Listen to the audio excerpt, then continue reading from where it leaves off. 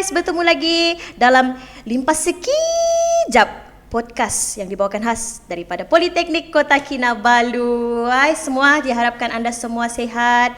Jangan sakit-sakit, risau kami gitu. Prihatinkan hari ni Madam Ki menjadi baik, prihatin. Pakai warna biru sebab melambangkan ketenangan. Sebab yang hadir hari ini adalah orang yang paling tenang di Politeknik Kota Kinabalu. Okay, ni kami import juga ni. Hari tu saya sudah jemput Mr. John dari Korea kali ni. Dah lah rahsia. Kami jemput daripada Indonesia. Gitu. Tidaklah. Dia daripada Malaysia dan daripada Politeknik Kota Kinabalu. Kita persilakan tetamu kita. Assalamualaikum Puan Nor. Halo. Waalaikumsalam Madam Ki. Ya, nasib dia betul. Dia takut tu sikit terkeluar nama sebenar saya. Okey. Sehat Puan Nor? Alhamdulillah sehat. Agak sibuk hari ni? Tidak? Agak sibuk tapi saya masih mempunyai masa untuk meluangkan sesi inilah. Kamu tengok orang-orang bertenang, dia sentiasa begini bah. Okey, Puan Nor mungkin boleh ceritakan nama sebenar, sedikit latar belakang dan juga kita punya jawatanlah di Politeknik Kota Kinabalu. Mungkin ada yang tidak tahu lagi. Silakan. Okey. Terima kasih Puan Ki sekali lagi. Okey, assalamualaikum dan salam sejahtera. Saya Puan Nor Hazlina binti Lagoy, berasal dari Tamparule, dan di Politeknik ni adalah sebagai pegawai psikologi atau lebih dikenali konselor lah. Okey. Latar belakang pendidikan, mendapat pendidikan ijazah sarjana muda di Universiti Malaya. Telah bertugas selama di perkhidmatan awam ni dalam 15 tahun lah. Wow, sudah lama. Di Politeknik Kota Kinabalu berapa lama tu? Okey, Politeknik macam saya rasa macam baru saja. Berapa barunya tu? Lebih kurang setahun lebih lah. Lama sudah tu. Okey, sudah tu. Bilang orang setahun jagung lah kan. Tapi jagung. Dengan pengalaman 15 tahun tu agak memberangsangkan lah sebenarnya. Jadi saya dimaklumkan juga Puan merupakan ketua unit pengurusan psikologi, betul? Ya, alhamdulillah telah diberi peluang lah untuk sebagai ketua unit. Tahniah dan takziah. Tahniah lah. Okey, tahniah. Okey, Puan lagi satu. Mungkin Puan boleh ceritakan sedikit lah. Sebab kita tahu kaunselor psikologi ni banyak berkaitan dengan mental pelajar dan staf lah kan. Tapi bolehkah Puan ceritakan sikit apakah fungsi pegawai psikologi ataupun kaunselor di Politeknik Kota Kinabalu ini? Ya, seperti yang semua tahulah kan, sebenarnya unit pengurusan psikologi atau orang lebih kenal unit konseling. Jadi kalau unit konseling itu adalah peranan yang umum. Biasalah pegawai psikologi dia akan menjalankan aktiviti sesi konseling individu dan juga kelompok, sama ada secara sukarela ataupun secara dirujuk lah. Dirujuk tu maksudnya? Maksudnya dirujuk. Selalunya kalau setting Politeknik ni selalunya pensyarah lah yang akan rujuk. Atau kalau dengan staf bagian pengurusan yang akan merujuk. Kiranya ada orang refer lah, macam ada referral daripada someone. Itu biasa kalau pegawai psikologi memang yang khas dan umum memang tugasnya sebenar dalam menjalankan sesi konseling. Gitu. Sesi konseling lah. Ya. Selain itu ada program-program juga bahkan? Ya, selain itu kami juga menjalankan memberi perkhidmatan, bimbingan, konsultasi, perundingan dan juga perbincangan lah. Dia mengikut keperluan. Okey. Selain itu kan, selain itu juga ujian psikologi juga akan diberikan kepada klien, seperti ujian personality, minat kerjaya dan juga sebagainya lah. Kiranya anda kaunselor, kami digelar klien lah. Ya, bukan betul. Dalam bisnes saja ya klien, di sini pun kita ada klien. Dalam unit Puan, unit pengurusan psikologi kita panggil UPSI bahkan kalau di sini. UPSI ada berapa orang kekuatan anggota di dalamnya? Okey. Kekuatan kami seramai 3 orang saja, termasuk saya lah ketua. 3 orang saja? 3 orang saja. Wah, semuanya adalah memang pegawai psikologi yang diiktiraf lah kan? Iya, semuanya jangan risau. Telah berdaftar dengan lembaga konsuler. Ya. Sekiranya memang semua ada background dan memang betul. alhamdulillah kita boleh gunakan perkhidmatan Ya. yang baik lah kan Puan. So begini Puan, sekiranya lah saya letak satu situasi. Saya merupakan sebelum tu Ya. siapa aja yang boleh merujuk kamu? Staf dan pelajar kedua-dua sekali boleh jadi klien ataupun boleh. pelajar je sebenarnya? Oh, boleh. Kami menerima seadanya tanpa menerima. cara. Tengok orang-orang penyayang ni. Iya. Jadi saya baliklah. Kalau sekiranya saya seorang pelajar lah, Ya. saya ingin berjumpa dengan Puan menghadapi masalah kemurungan contohnya. Mungkin bukan masalah kemurungan lah, mungkin ada masalah-masalah lain. Bolehkah Puan?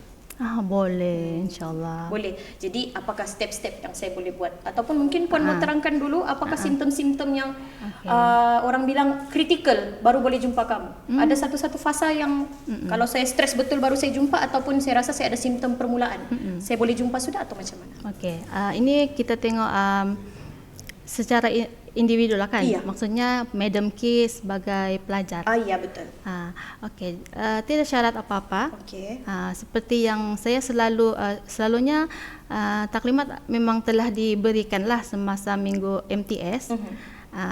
Cara perjumpaan itu kalau secara sukarela terus saja datang ke unit UPSI, dan selalunya klien kan dia tidak tahu, dia cuma rasa macam tidak selesa, lepas tu dia datang. Jadi peranan konselor dia akan membimbing klien itu supaya dia selesa untuk menceritakan dia punya situasi lah. Contoh macam Madam K, dia rasa macam tidak selesa kan.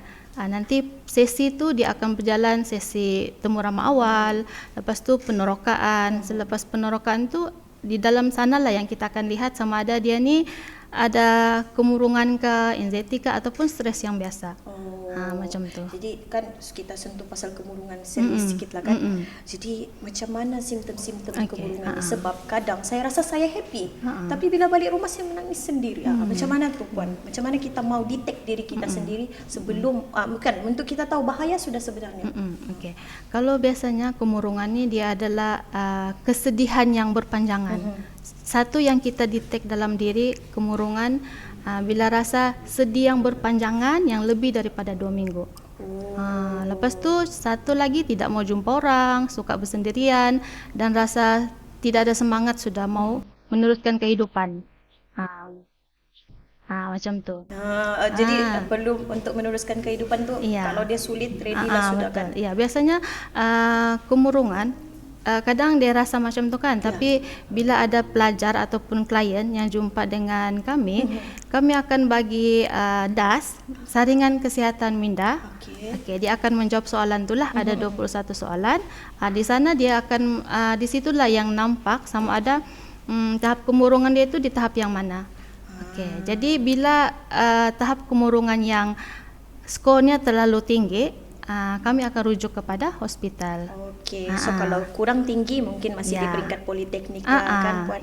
Okey, jadi apakah contohlah saya sudah didapati mungkin kemurungan saya tidak serius, mild. So apakah cara-cara ataupun apa langkah pencegahan yang saya boleh buat sekiranya saya sudah mendapati bahawa diri saya ni mengalami mild depression ataupun mungkin kemurungan lah gitu. Okey, kemurungannya maksudnya di tahap yang rendah, rendah dan sesi akan diteruskan, sesi konseling akan diteruskan dan sebenarnya dia langkah berjumpa dengan konselor tu adalah satu langkah dan tips yang terbaik lah. Okey, berjumpa dan juga dapatkan pertolongan dan kita akan tengok dalam beberapa sesi penerokaan apa yang membuatkan dia punya tahap kesedihan yang berpanjangan. Jadi dalam sesi itu mencari membantulah klien itu supaya dia celik akal, dia tahu di mana punca-punca dan mencari jalan penyelesaian lah. Biasanya kalau untuk tips kemurungan ni biasanya kita galakkan dia berjumpa dan meluahkan perasaannya dengan orang lain yang dia lebih percaya. Sebab kalau tahap kemurungan yang tinggi biasanya dia tidak mau berjumpa dengan orang. Tapi untuk di tahap yang awal kita galakkan dia berjumpa dengan orang mencari orang yang dia boleh meluahkan dia punya perasaan lah. Contohlah saya tidak kawan, saya boleh pergi jumpa pegawai psikologi kan. Betul. Faham. Selain itu juga dalam sesi boleh juga buat perbincangan, perbincangan bagaimana dia mengurus dia punya permasalahan lah. Ini antara klien dan juga pegawai psikologi lah. Oh, jadi contohlah kalau dia ada sesi, biasanya sesinya berapa kali? Bergantung pada anda ataupun bergantung pada keadaan klien tersebut. Sesi itu bergantung kepada klien. Okey. Ya. Jadi kalau contohnya masih tidak boleh dibendung, masih ada keperluan lah untuk berjumpa pegawai psikologi. Okey, kalau di Politeknik Kota Kinabalu ini, Puan rasa apakah perkara terbaik sekiranya seorang staf ataupun pelajar menghadapi masalah, contohlah orang ada masalah dalam pekerjaan ataupun pembelajaran, apa perkara terbaik? Mungkin bersenamkah? Apakah apa cara lah yang senang dibuat secara percuma dan mudah di Politeknik Kota Kinabalu? Okey. Sepanjang saya berada di Politeknik Kota Kinabalu, saya nampak sini ada kemudahan, ada untuk mengurus stres yang simpel-simpel tu sebenarnya kita kena mengaktifkan hormon-hormon kegembiraan dalam badan kita kan. Jadi tips dia buatlah aktiviti yang memang kita seronok, memang kita suka untuk supaya hormon-hormon gembira itu teraktif dan terembeslah dalam badan. Sebab kalau dalam poli ini saya tengok ada gym, lepas tu bersosial dengan klub-klub yang diminati lah, macam itulah. Okay. Yang senang. Betul. Okey, saya bercakap pasal kelab, saya tiba-tiba teringat di bawah UPSI, unit Puan, kita ada PRS kan? Ya, betul. Jadi itu adalah badan yang akan membantu atau macam mana? Boleh ceritakan sedikit fungsi PRS ni, Puan? Sebab mungkin di antara penonton kita ni ada pelajar. Mungkin takut jumpa dengan staf terus kan? So mungkin dia orang mau jumpa kawan-kawan dorang. Ya, mungkin boleh ceritakan sedikit lah. Betul. Okey. Memang di Politeknik ni dia memang ada kelab PRS.